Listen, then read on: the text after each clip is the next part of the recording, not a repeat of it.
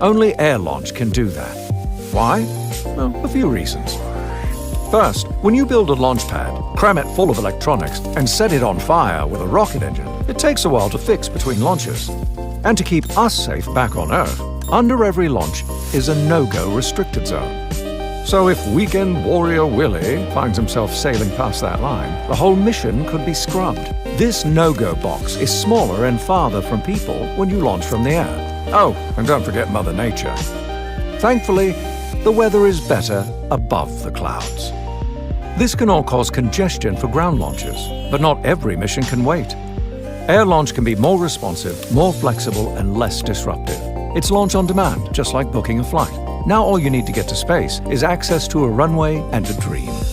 Wait, did I mention that it's an airplane that can launch your rocket to space from anywhere on the planet? Anywhere? That's huge, considering there are over 180 countries without easy access to a launch pad. They'll need to launch thousands of satellites to space in the next few years. Without air launch, the math doesn't add up. Soon, satellite makers and operators will be able to launch from anywhere at any time, and countries and businesses around the world will have access to space like never before. This is big. It's democratizing space. So the question is no longer, how am I going to get there? It's, where do I want to go?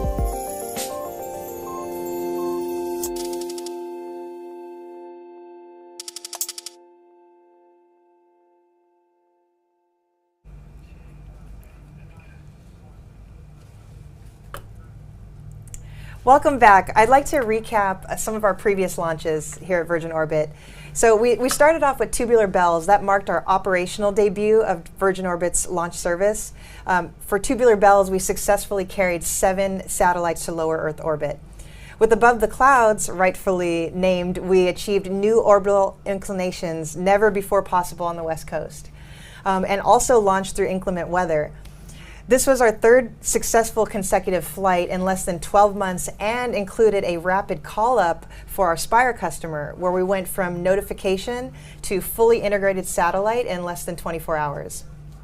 Some of the types of satellites that were included on Above the Clouds included experiments in space-based communication, space debris detection, in-space navigation and propulsion, as well as satellites that will serve a more global agricultural sector. And then back in July, our Straight Up mission carried 7 satellites to low Earth orbit, making a total of 33 satellites launched as of our 4th mission. Similar to this evening tonight in the UK, Straight Up was also our first demonstration of a nighttime launch. So that's pretty exciting for today. Absolutely, and we have been on the edge of our seats for each one of those launches over here. We've been watching each one.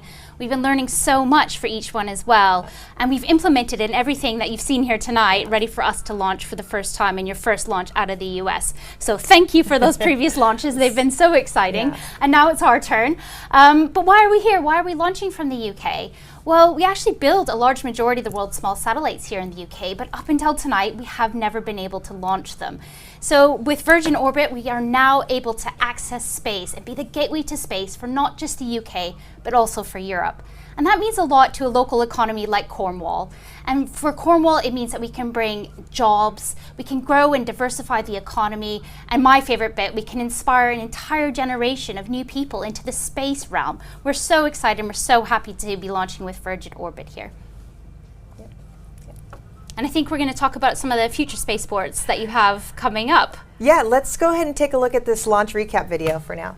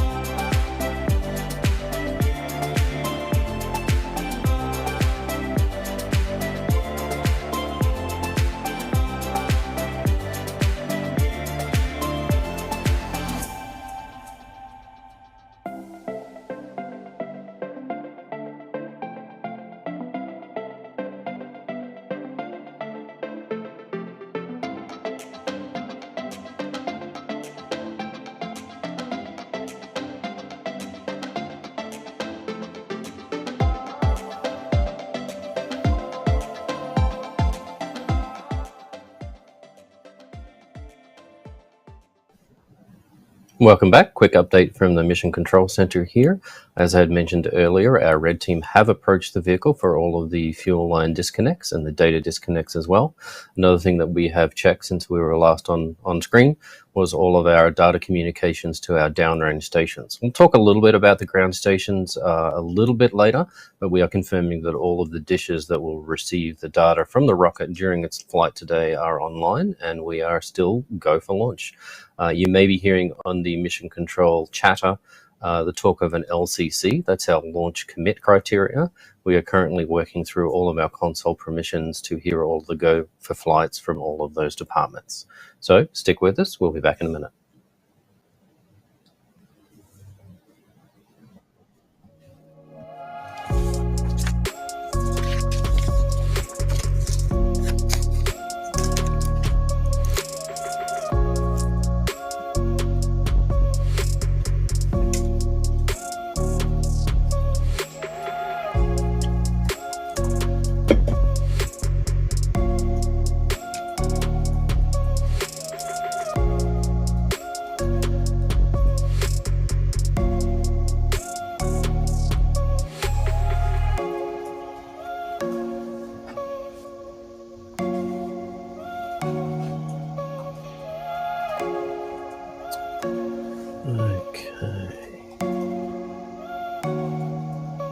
Watch next.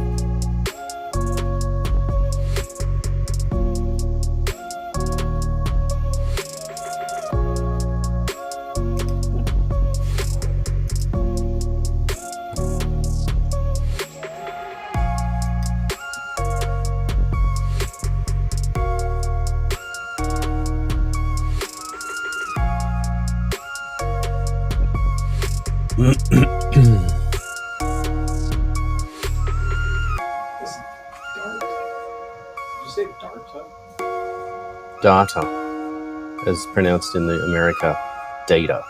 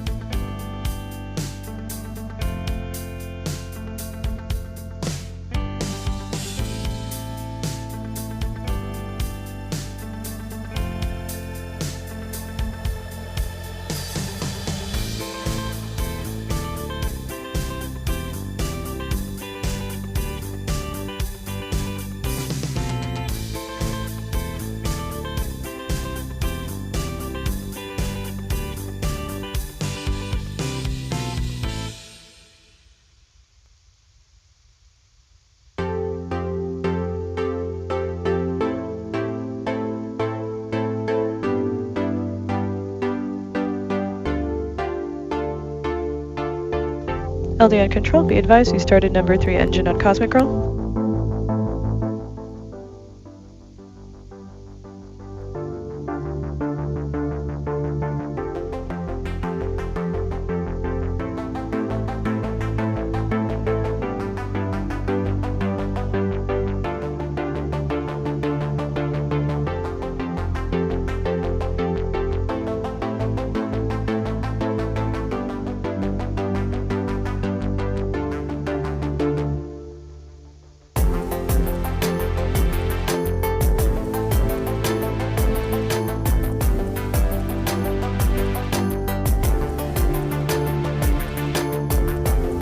LCC on control room. LCCs are go for takeoff.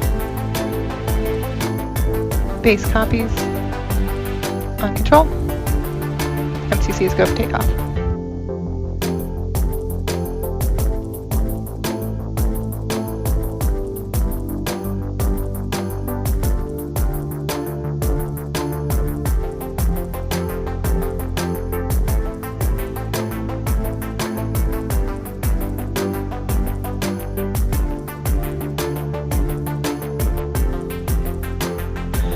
SMA to LDLC on control. I'm going to take over the PTZ camera while we do takeoff, or while we roll out for takeoff.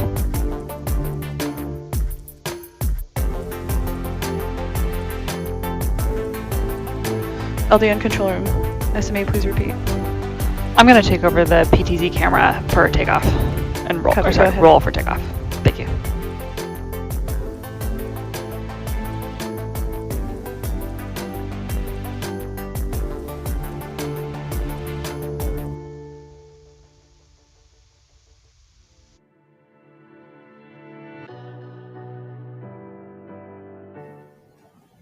Welcome back, everyone, and I appreciate you sticking with us as I give you another pronunciation and linguistics lesson on the difference between Australian pronunciation and American.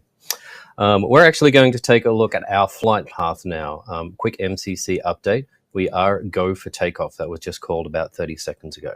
So we're going to bring our graphic up that shows the actual flight path that Cosmic Girl will take after she takes off from Spaceport Cornwall.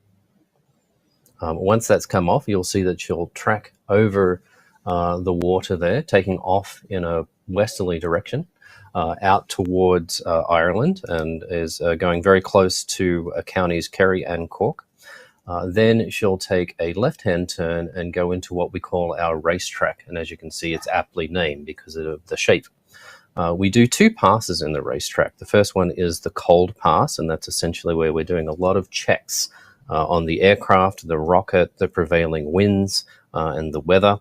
And then we go into what we call our hot pass, and that's where Launcher 1 goes onto its own battery power and switches to autonomous mode. When we're getting very close to the drop point, our pilots will pull into the aircraft pull-up maneuver. You'll hear on the MCC audio the words release, release, release that will come from the pilots. The rocket will drop on its way to space, and Cosmic Girl will come home to Cornwall. Special shout out to our airspace support in this region of the world from the UK and from Eurocontrol, as well as authorities in Ireland, Portugal, Spain, and France. Stay with us. We'll be back in a moment. And let's have a little bit of a chat about who's on board Cosmic Girl today.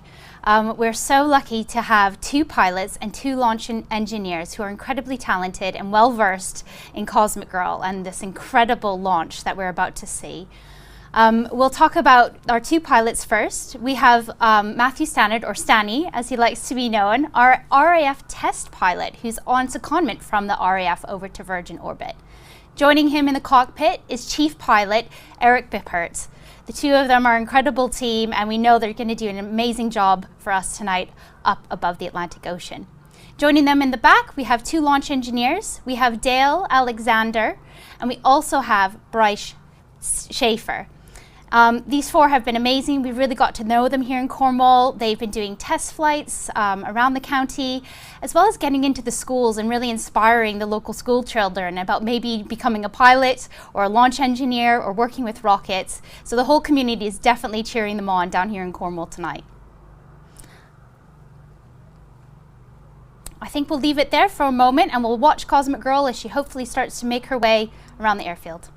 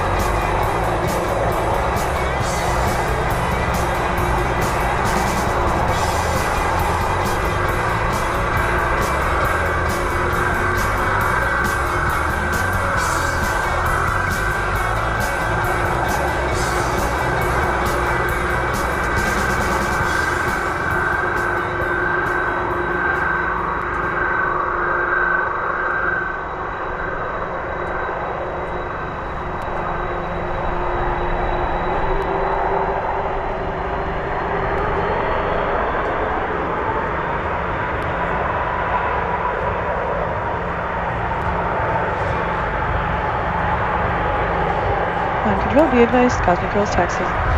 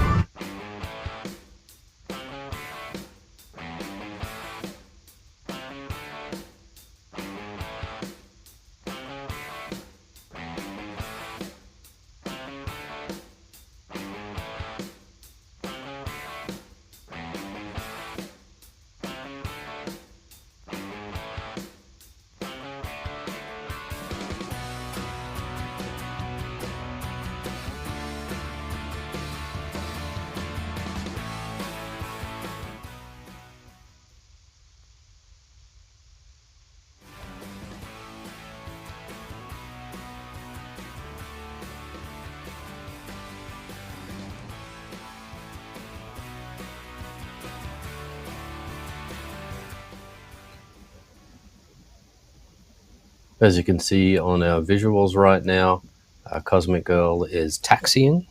Like I had said earlier, we had cleared all of our launch commit criteria and cleared for takeoff. Our ground crew had cleared the area, and our pilots are ready for takeoff. So we're just positioning ourselves for wheels up, still planned in the next minute or two.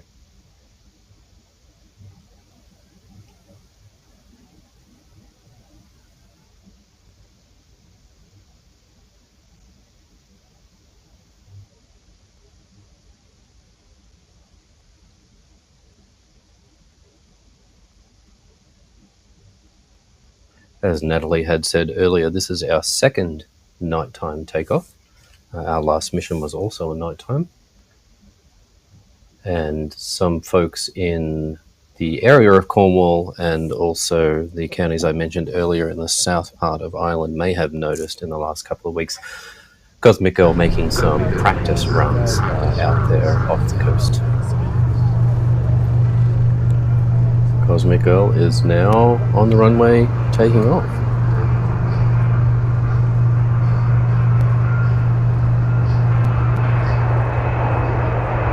And we are wheels off the ground.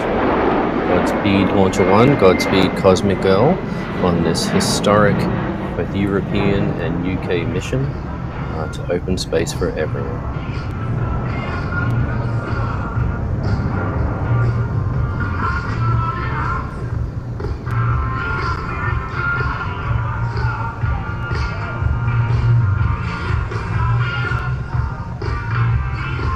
As I'd mentioned earlier on the flight path description, Cosmic Girl will now bank to the left and take her route, which is approximately west-southwest, out over the ocean from Spaceport Corner.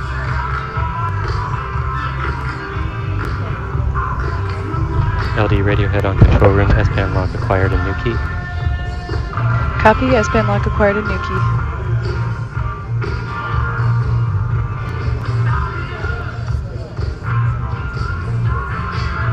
Up until the disconnects a few minutes ago, the data or the data that you had seen coming through any of our graphical user interfaces was coming through a umbilical connection to our ground support equipment. One of the things that makes us special as a launch provider is our agility, and we'll talk a little bit more about that later. But the bulk of our ground support equipment is mobile, meaning that some of the new aircraft we have purchased here at Virgin Orbit, being cargo aircraft, we can load a couple of rockets plus all of the ground support equipment, which includes our rocket fuel and our liquid oxygen conditioning ground support equipment, can be loaded on the aircraft itself and then transported to whichever runway can support a 747. So we unload the rockets, we mate the payloads to the front, usually through a special clean room that has been set up. We also have a mobile clean room that we can bring to different launch sites. Then it's attached to the rocket, and that can be done either inside a clean room or while it's still attached under the wing of Cosmic Girl. And we've done that a couple of times on recent missions, where we essentially back up the payload conditioning trailer to Cosmic Girl while she is attached under wing with Launcher 1, and then done the connection there. So the idea is that we can fly to your port or your airport, your spaceport, land, roll out our ground support equipment, our payload processing facility, do the work over a few days, connect it up to your facilities, and then take off, launch the rocket, come back to the base, and then fly to the next port.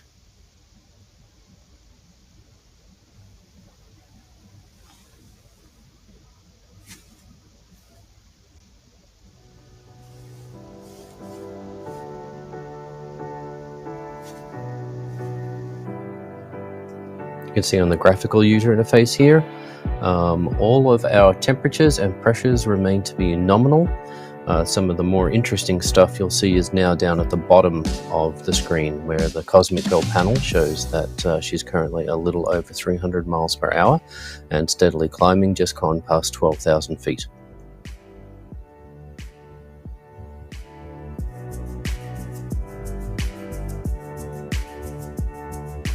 Cosmic Girl, of course, like any other aircraft, is captained.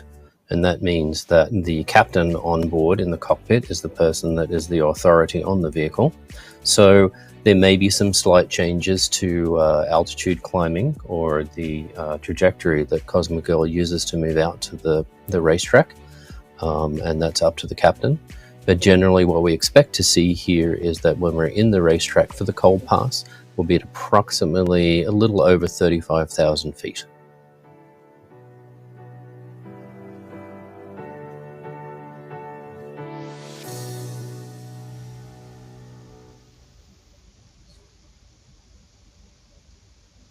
I had mentioned the data coming through earlier through an umbilical. Once we had disconnected from that IT trailer that's sitting on the tarmac next to Cosmic Girl, all of our data is being streamed through RF links or radio frequency links. So they're essentially a type of Wi-Fi. Our aircraft has that, so our rocket data will come up to the aircraft and then the aircraft can transmit back to the ground, and you can see the live data that you see here on the GUI.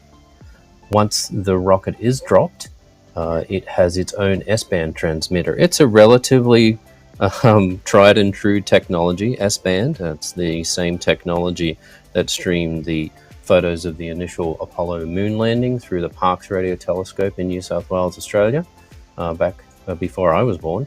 But that will be transmitting to multiple ground stations that are across the globe as we fly our trajectory to orbit. We will show some graphics a little later in the program that show the trajectory of the rocket today, as well as the ground stations that will be tracking her as she works her way to release the payloads.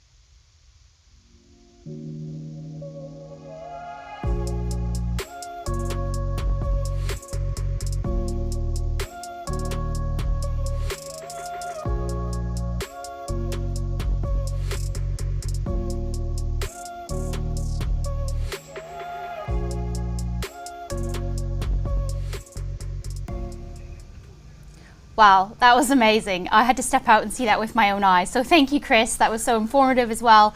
I'm absolutely buzzing. That was huge. And now we can't wait for rocket launch. I'm now joined in the studio by a good friend, Steve Isley, who is Vice President of Business Development from Virgin Orbit. Hi. Hey, Mel. Yeah, I mean, what an exciting day. And I'm really pleased to introduce the Secretary of State, Grant Shapps, who's in charge of the Department for Business, Energy, and Industrial Strategy, leading an economy-wide transformation by backing enterprise and unleashing the UK as a science superpower through innovation. Grant, thank you so much for being with us here on this historic day. You've really been instrumental in helping bring launch to the UK and supporting the industry. You probably know this is actually the first, of course, historic launch from UK soil and also historic launch from Western Europe. Tell our viewers, what does this day mean for the UK? We're very excited about the launch. I mean, this is something which we've been working on for more than a decade now. As you rightly say, the UK tonight will become the first country to launch satellites from European soil, and that's been a long process involving a lot of folks, not just at Virgin, but throughout our space sector, which employs about 47,000 people. It's much bigger than most people realise. The other thing people possibly don't know is that more satellites are produced in the UK anywhere outside of California. So we're big into producing particularly the smaller and the nano satellites, the type that Virgin Orbit put into space. And so to see these 9 go up finally this evening, it's extremely exciting, and we're delighted to have backed this launch. And Cornwall could be one of 7 spaceports springing up throughout the UK. So we were excited to see this one and others developing.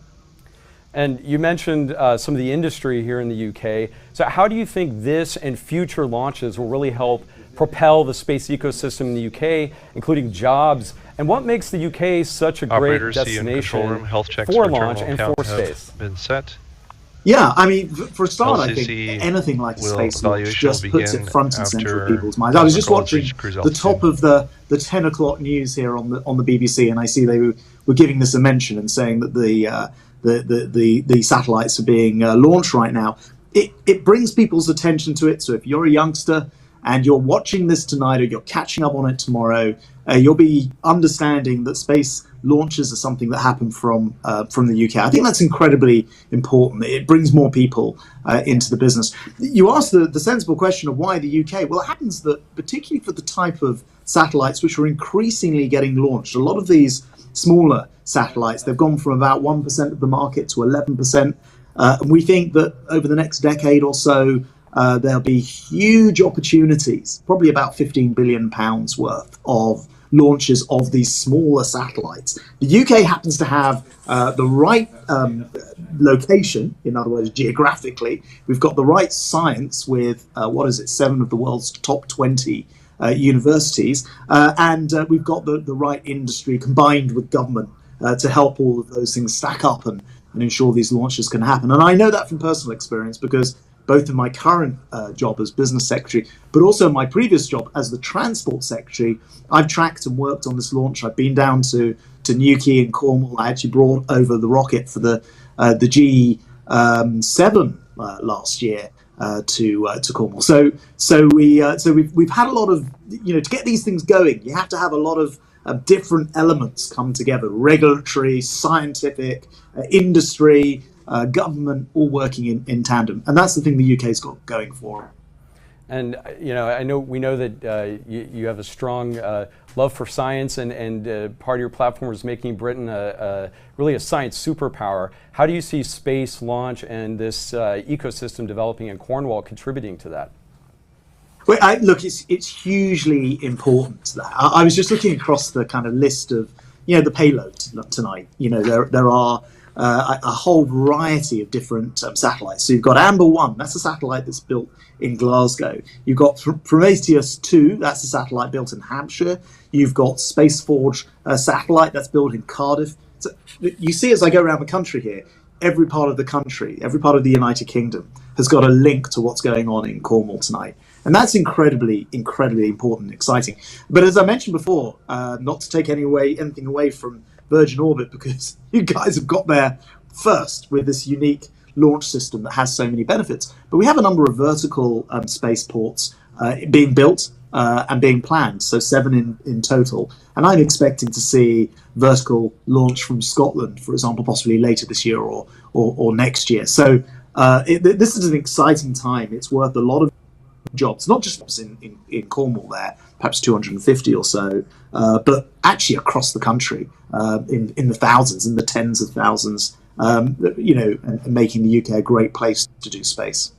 Yeah, and you mentioned some of the payloads on this mission, and there's some firsts. I mean, there's the first Welsh satellite, the first Omani satellite. So there's a real also international flavor in space. How important is it, one, for the UK to have its own launch and end-to-end sustainable space-based capability vis-a-vis other spacefaring nations, so as a nation leading in the space realm, And two, really international partnerships. I mean, I know that this is important for UK, you mentioned the other launchers, but clearly space is an international cooperative industry, and so working across country lines is equally important.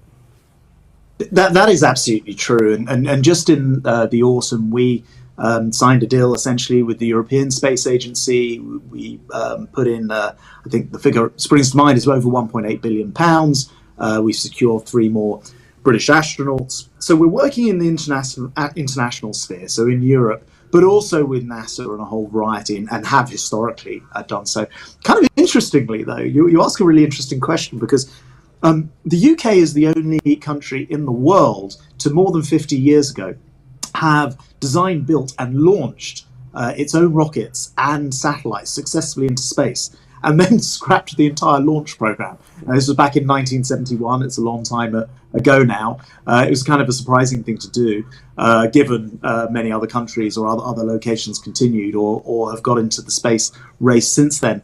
I think the big thing that's changed is the commercialization of space ever since, though, because I was just looking back. You only have to go back to 2019, and there are only about 500 satellites launched globally.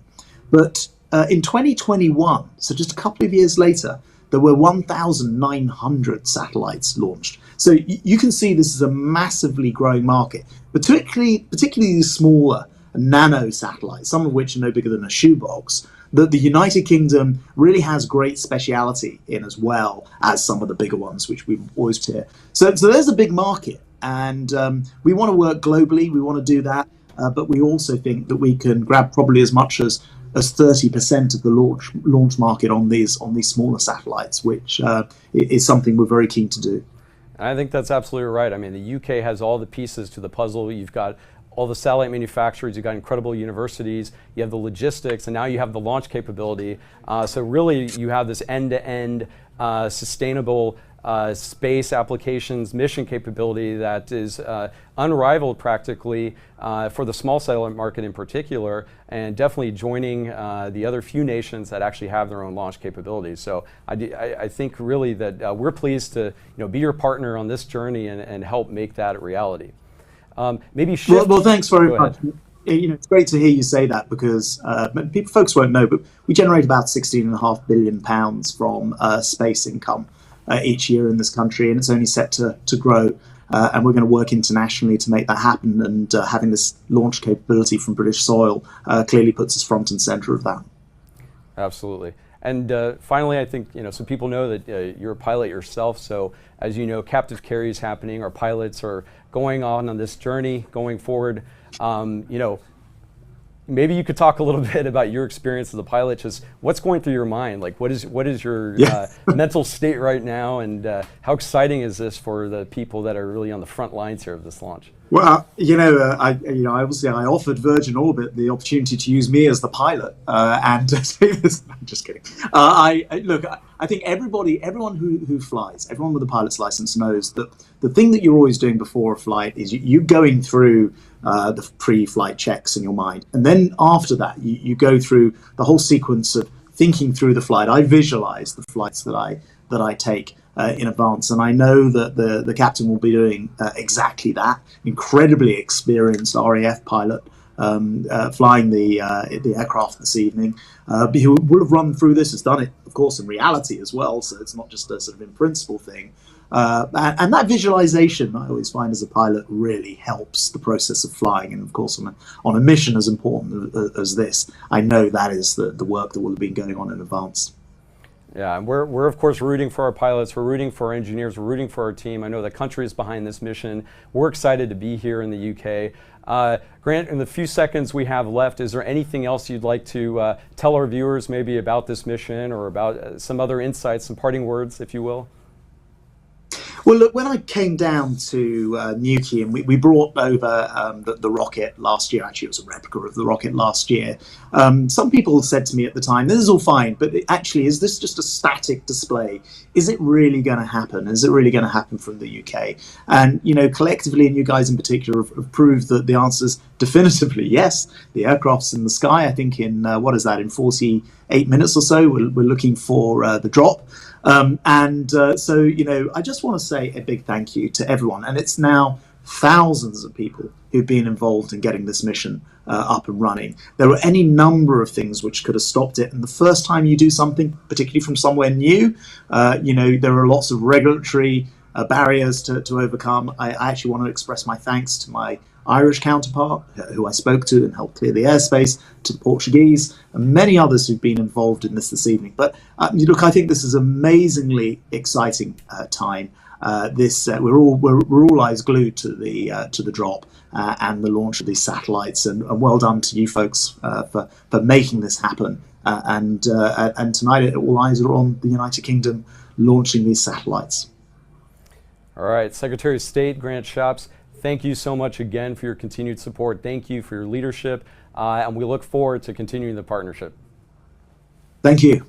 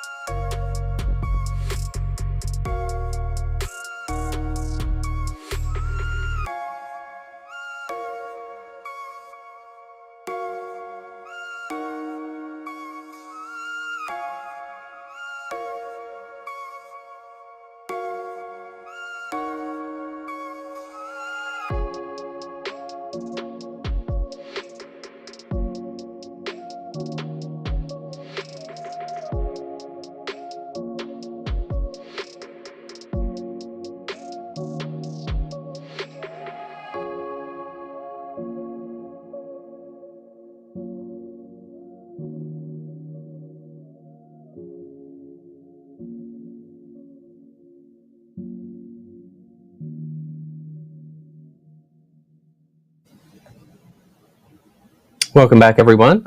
This is sometimes thought of as kind of the more quiet part of our mission. Obviously, we haven't dropped the rocket yet. When we light that candle, things are going to happen very, very quickly. For those that have been watching our GUI, you can see that all of our fuels are nominal. But one thing that we are watching, keeping a close eye on, is our payload adapter fairing temperature.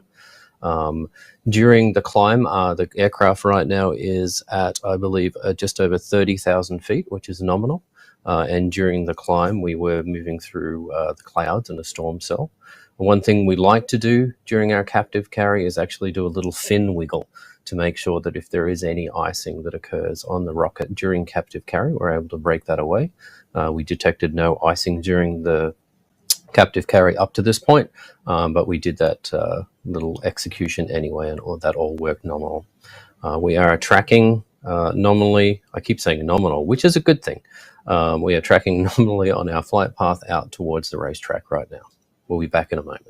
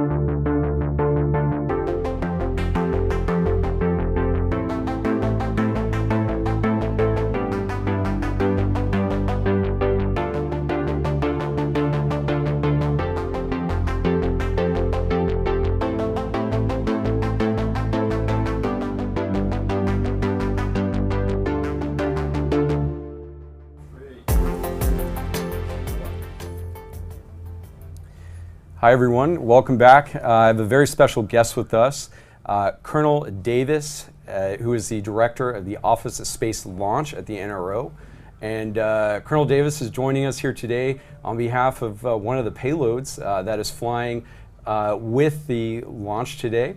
And so we're really excited to have you. Thanks for joining us. No, thanks for the opportunity. It's absolutely great to be here and play a small role in this truly historic launch. So when you and your colleagues heard about, at the NRO, first heard about the possibility of launching out of the UK, what did you think? Yeah, it was absolute excitement. Since the very existence of the NRO started over 60 years ago, we've really taken great pride in how innovative, how we like to advance the state of the art and the art of the possibility when it comes to operating in space.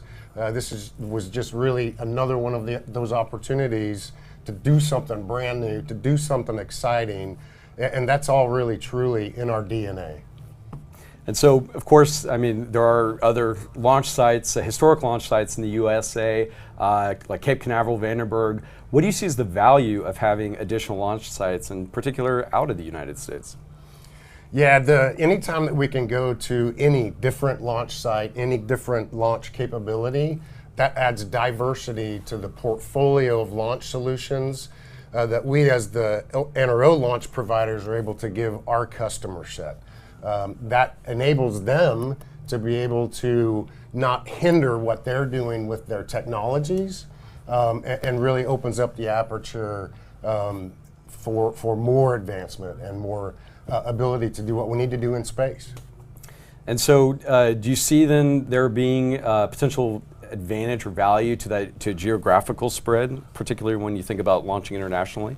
Oh, no doubt. And that's just, again, the diversity that we're talking about. And anytime that we're not committed to any one or two launch sites, that just it enables us to do different things, to do better things from wherever we need to do. Absolutely. And yeah, we agree. We think there's definitely different opportunities to provide access to different orbits and mission capabilities internationally. So moving to another topic, there's that phrase responsive launch, responsive space, and it's a pretty exciting term in the national security world in particular. What do those terms mean to you, and how is that important to your mission? Yeah, responsive launch from my perspective is really being able to be responsive to my satellite customers' needs, to be able to deliver a launch solution when they need it, where they need it, how they need it, unconstrained. So having vertical launch, having horizontal launch, all of those things, add additional toolbox, adds to my toolkit right. that I can take to my customer set. Yeah, absolutely. And then, of course, launching on demand potentially would be a whole nother benefit within a 24-hour period or so, which is something Virgin Orbit is trying to accomplish. So another question would be a lot of what you and your NRO colleagues have talked about when discussing this mission in particular is the value of the partnership. I think the international partnership in particular with the UK RAF. With all that's going on in the world and in space right now, both in the areas of conflict and in times of peace, what do you see as the start of international partnerships and interoperability between the US, the UK, and potentially other partners? What are those benefits there? Yeah, you absolutely nailed it. The agility, partnership, and interoperability were the three big things for us with this mission. You talked about partnership and interoperability there. No doubt, if you look at the logo for this mission, it screams partnership. You've got NRO, U.S. Space Force, UK Space Agency, RAF. The list goes on and on and on, not to mention our industry partners. So yeah, partnership was a key part of this entire mission for us. And then, as launch folks, we like talking about the launch, but we don't exist unless we put capability on orbit. Right. And as the primary rideshare for this mission, we're here. I have a job to get capability on orbit, and with these primary payloads that we're working with the UK MOD and DSTL, that's the whole goal, is to be able to demonstrate our allied interoperability with that data sharing across our partners in this, as you mentioned, incredibly dynamic and quite frankly dangerous space environment that we're dealing with today. So you definitely see that this type of partnership is something that will be valued going forward, and more such missions will likely be accomplished then in the future. Well, yeah. I mean, anytime. Who knows what tomorrow looks like, right? But again, anytime I can provide unique solutions, any other kind of launch solutions to my customer set, that's attractive to them. So yeah, we certainly hope to. Yep. This has been the Cornwall community here, the Cornwall Spaceport, the Newquay community have just been absolutely fantastic. We were in a taxi the last time we were down here, and they were like, "Oh, are you out here for the launch? That's so exciting!" The community is just really embracing, and it's fun to be a part of that. Yeah, exactly. I mean, especially being a historical first here, I mean, it really means something to be part of it. So it is. You can feel that excitement, totally. Whether it's in the taxi cab or at the launch site.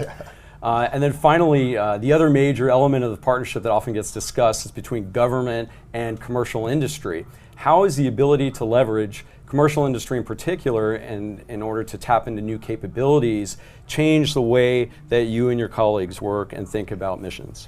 Well, and it enables us to really unlock the innovation.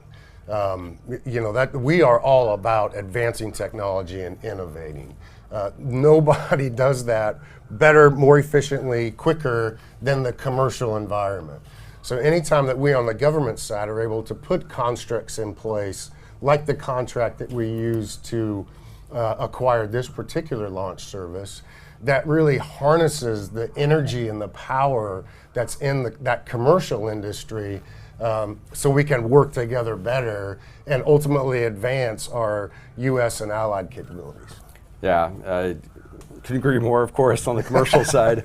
But and we likewise appreciate the partnerships with government entities that are also encouraging and supporting new technologies to come to the market. So it definitely is, it's a symbiotic relationship that I think fosters and supports both sides.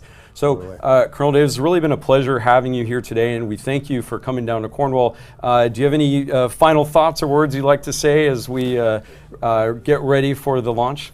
No, again, thank you. Thanks to Mel, who's been the host most of today on this, her and her team, and then the Virgin Orbit and Virgin Orbit National Systems teams have just been fantastic to partner with on this particular mission. And I personally have been really proud to just play a small role in it. So thanks very much. Thank you. All right, back to you guys.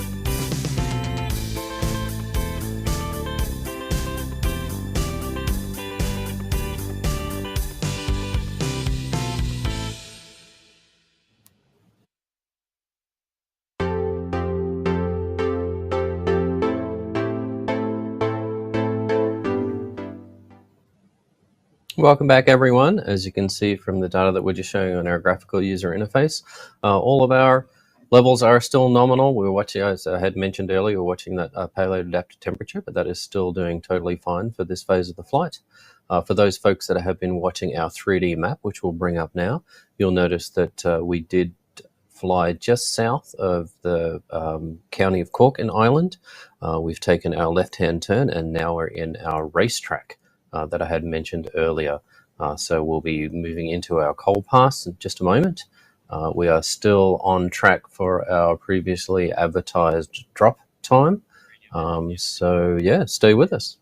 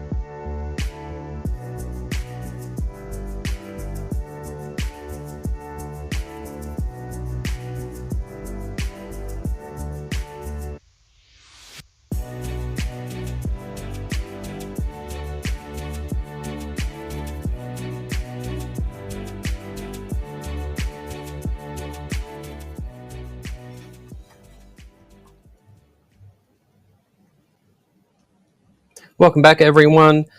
You already heard about the Prometheus payload that is one of our payloads that we're taking to space today. I want to tell you a little bit more about a few more of the ride shares that we have on board. The first one there is the IOD-3 Amber, or commonly known as the IOD, which is developed by the Satellite Applications Catapult and Horizon Technologies and is built by AAC Clyde Space, all based in the United Kingdom. IOD-3 is expected to be the first of more than 20 Amber satellites to provide space-based maritime domain awareness data to users. Another one is CIRC, or the Coordinated Ionospheric Reconstruction CubeSat Experiment, and it's a part of a joint mission between the UK's Defence Science and Technology Laboratory and the US Naval Research Laboratory.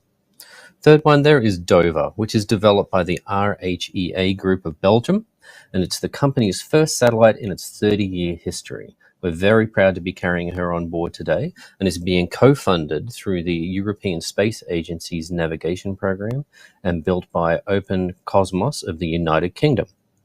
Dover is a small sat that was created as a pathfinder for resilient global navigation satellite systems.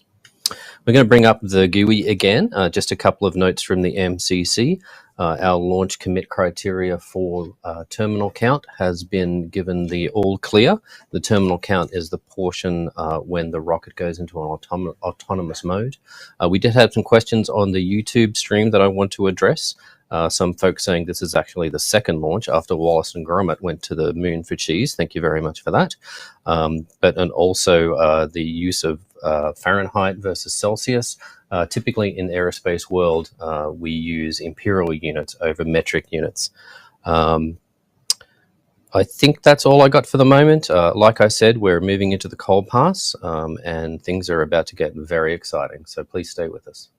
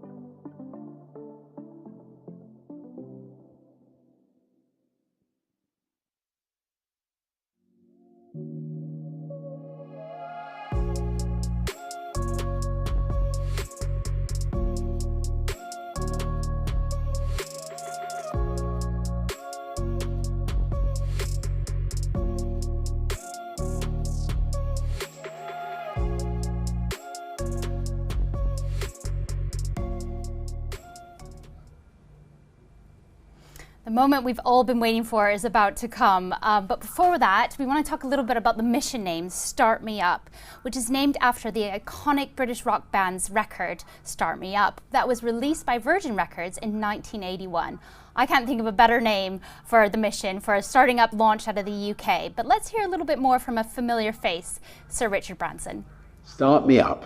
I can't think of a more perfect name for Virgin Orbit's first launch from Spaceport Cornwall than the UK's first launch and the start of an important and exciting new capability. I first heard the Rolling Stones when I was at school, and their songs have been in my head ever since.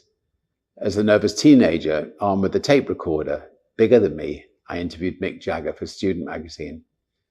And years later, we tried to sign the band, and years after that, we finally managed to bring the Stones to Virgin Records, and they helped make us the biggest independent record label in the world. I remember hearing Keith Richards kick off Start Me Up when we promoted the Stones comeback tour in 2012. A decade on, they're still going strong, and I've loved spending time with them over the years, even if Ronnie Wood beats me at poker and pool.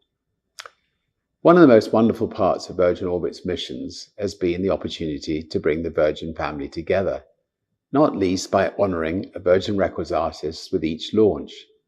And this should be the most thrilling one yet. Congratulations and good luck to all involved in this launch in Cornwall, the UK and worldwide. Like the song says, once we start it up, we will never stop.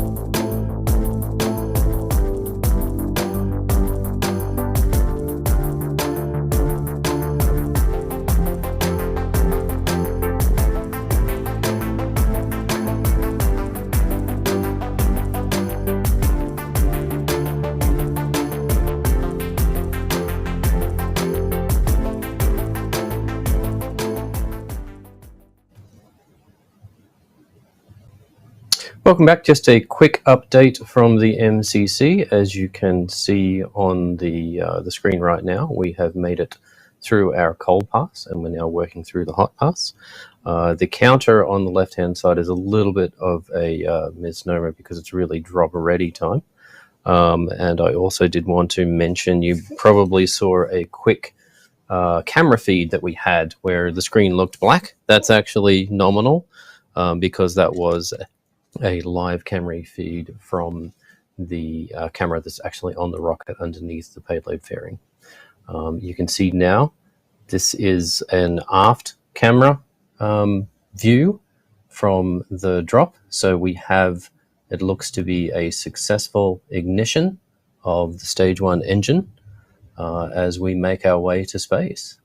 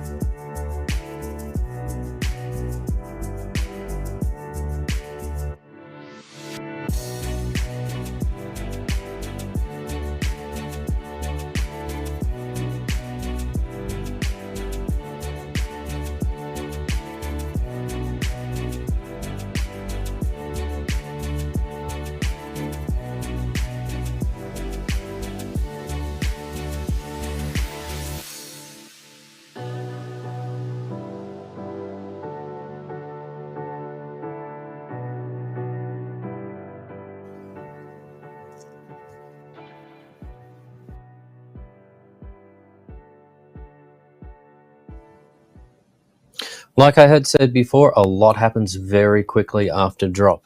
You can see here that we're actually getting towards the end of our stage 1 burn.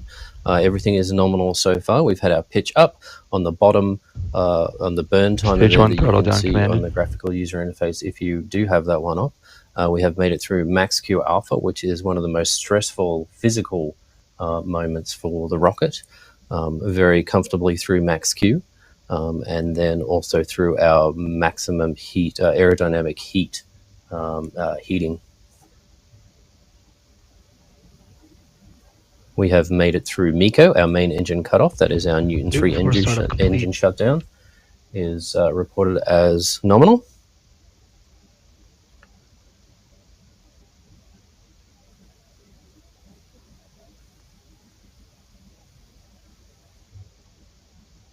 And if we can go back to our aft camera. Fairing brake wire is broken. We have stage separation.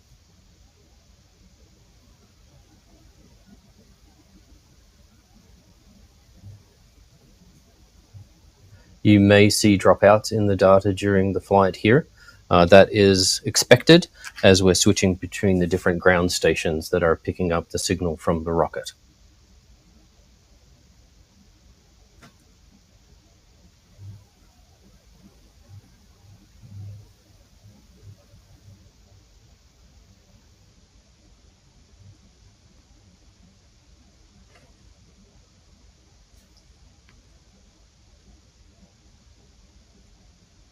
Switching data source to Newquay. Now, as you can see, the trajectory that's being shown on the screen is no longer of Cosmic Girl because she is on her way back to Spaceport Cornwall in the UK. The trajectory is now tracking Launcher 1 as she makes her way down the Atlantic Ocean towards the Canary Islands.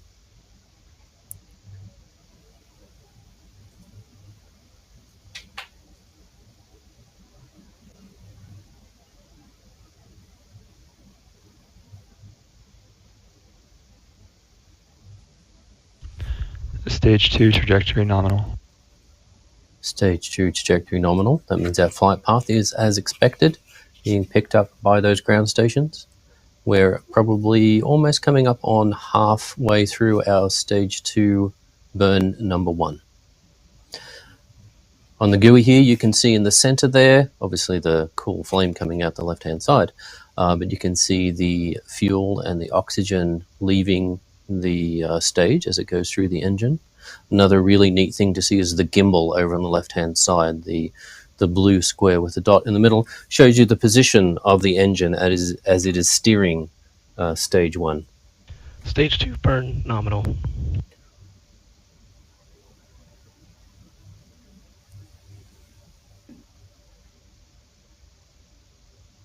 Altitude now is looking at around about 600,000 feet.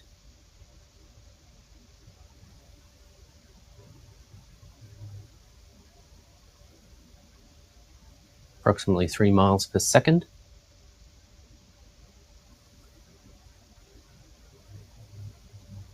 Bus voltages for the batteries are nominal. You may have noticed that we had a lower voltage while we were in captive carry. Switching data source to and Madrid. That's because the power was being provided by Cosmic Girl at that point before we switched over to the rocket's internal batteries.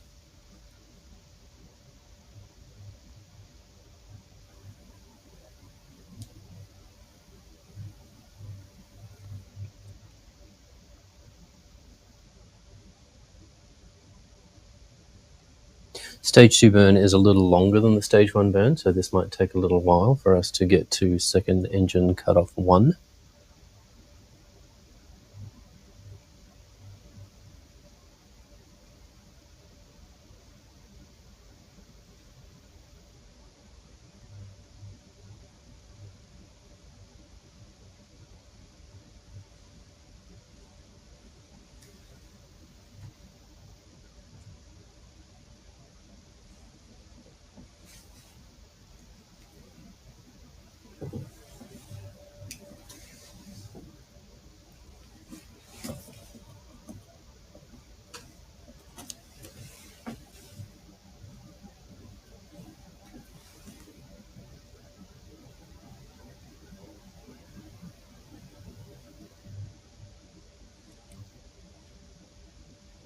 As I said earlier, there are points of the flight where we don't have the telemetry coming from the rocket because we are out of view of the ground stations.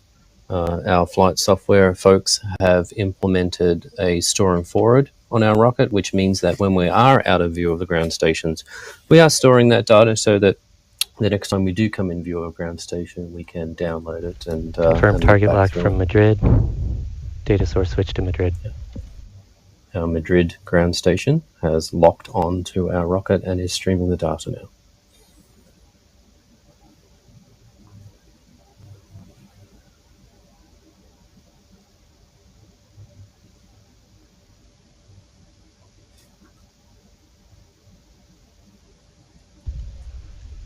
Confirm signal from Maspalomas, switching telemetry source to Maspalomas.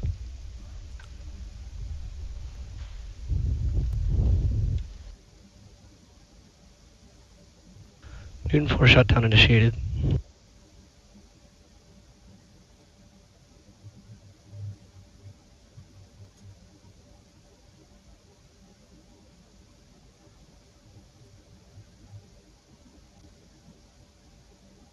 You just heard the call for Newton 4 shutdown. Newton 4 is our stage 2 engine. So that is the completion of the first burn of our second stage.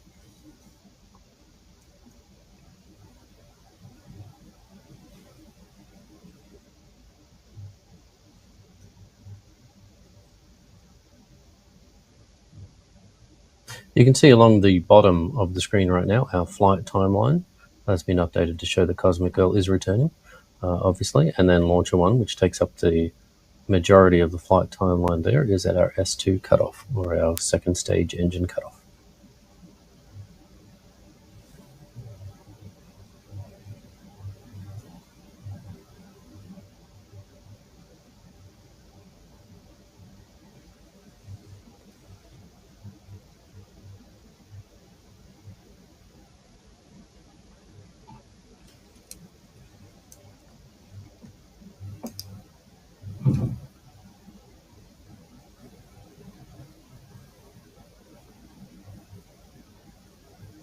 So now's probably a good time to talk a little bit about our rocket profile. Like I said, once we get to drop, a lot of stuff happens very, very quickly. what you might have seen is initially after the drop, around about 5 seconds or so after the drop, because we need to make sure that our aircraft is safe and out of the way, we fire what we call our propellant settling thrusters, or our PSTs, and they're solid rocket boosters that are on the back of Launcher 1, and they give the rocket a little push forward to settle our propellants for stage 1. And then we have that main engine start, or MES, for S1. And then you saw over, I think it was about 3 minutes or so, our stage 1 burn, which, as I had said before, does most of the heavy lifting, and our main engine cutoff. Separated from stage 2, and stage 2 has to do the work for the rest of the journey. We start our second stage engine, which is the burn that just happened, and during that burn, we separate our fairings. And what that does, it opens up the pointy end of the rocket, essentially, through ordnance firing. That opens up that section and exposes the payloads. We continue to fly under power on our second stage during that first burn, and then we'll have that cut off. And you can see the graphic on the screen right now. We again get to the coast, which is the phase that we're in right now. And we do a maneuver. We execute a maneuver called the barbecue roll. So essentially we are rifling through the atmosphere. And what this does is it avoids one side of the stage from getting too hot and the other from getting too cold. Our rocket is covered in a spray-on foam insulator, but this is a very standard maneuver procedure that most rocket companies execute. Once we've finished our coast, we will do a second engine start, so SES2. So we restart our second stage engine to lift us a little more, and then we'll cut off that engine, and after that will be our payload separation.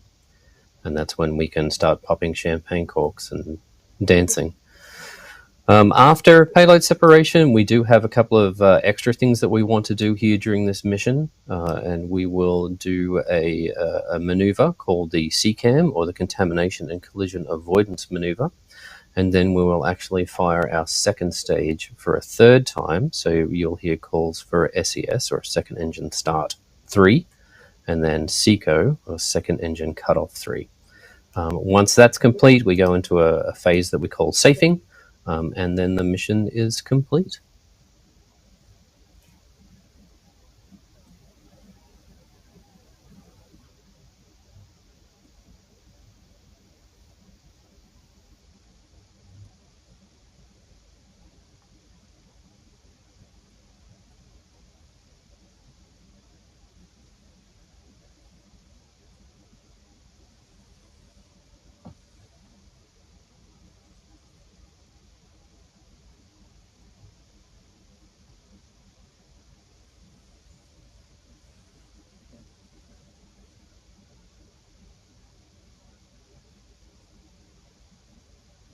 You can see images on screen right now from our Mission Control Center over in Cornwall, the UK.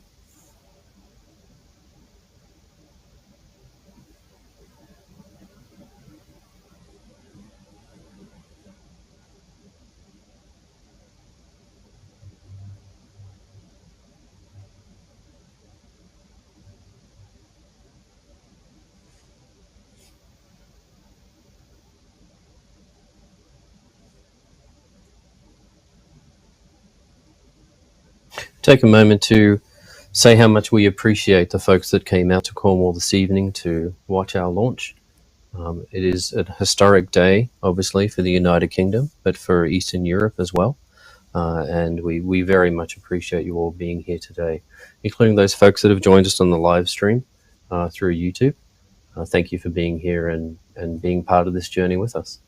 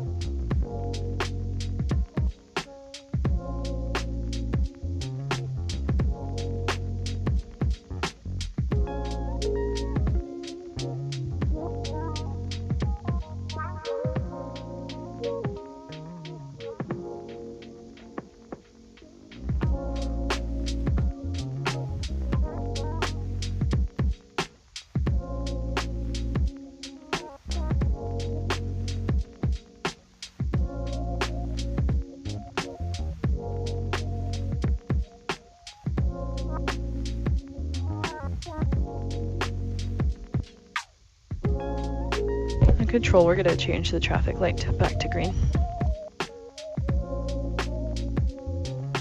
SMA concurs changing traffic light to green.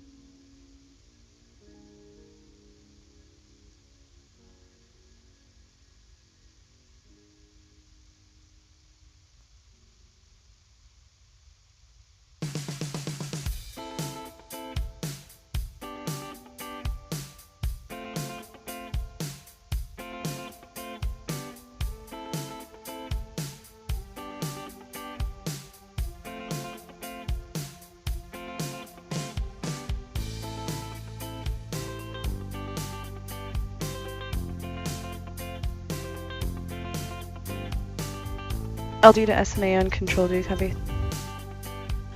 SMA controls on copy, go ahead. Have you let the tower know that hazardous operations have ended? No, I have not and I cannot, but I can coordinate with range 1 on FA unit. Copy. Also, did you change the traffic light? No, I did not. Sorry, we're going to green.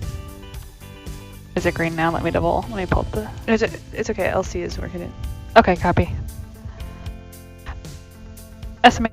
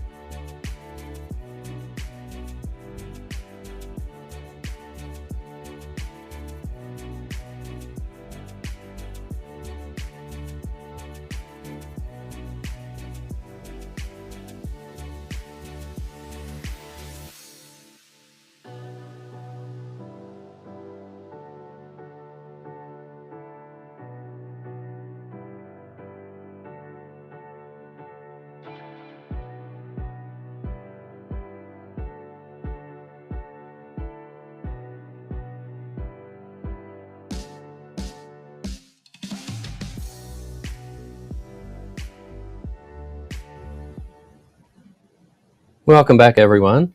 This is, of course, the least interesting part of the flight. We are in S2 coast, so there's not a lot happening, and you're not probably hearing a lot of audio come from the Mission Control Center. But I did want to let you know that Cosmic Girl is only minutes away from landing. That is our primary mission, is safety here at Virgin Orbit, and we want to ensure that our flight crew and all the folks on the ground are ultimately safe at all phases of our mission. So yeah, just a quick update here from the MCC. We'll be back with more in a moment.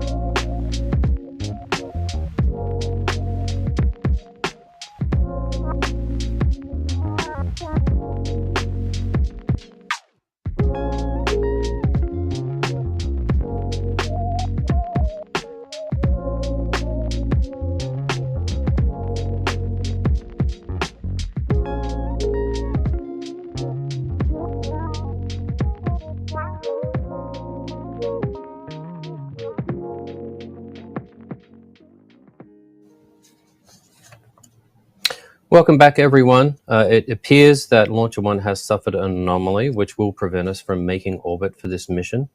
We are looking at the information and data that we have gotten, and we'll be back with you in a moment with more.